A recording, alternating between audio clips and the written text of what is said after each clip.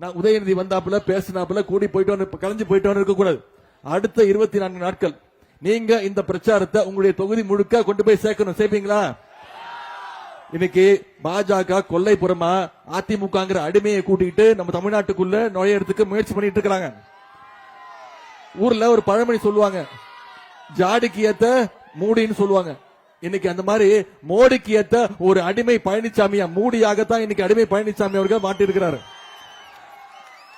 நாம முரட்டு பக்தர்கள் பார்த்திருப்போம், முரட்டு தொண்டர்கள் கேள்விப்பட்டிருப்போம். ஆனா இன்னைக்கு மோடியுடைய ஒரு முரட்டு அடிமையா எடப்பாடி பழனிசாமி அவர்கள் மாறி இருக்கிறாரு. நம்முடைய தலைவர் சொன்ன மாதிரி இந்த தேர்தல் டெல்லி வெர்சஸ் தமிழ்நாடு. அதுல தமிழ்நாடு வென்று காட்டணும்னா திமுக ஜெயிச்சு காட்டணும். பாஜக இன்னைக்கு பல்வேறு ரூபங்கள்ல வராங்க, அவங்க ஒரு டீம் இறங்கி இருக்கிறாங்க.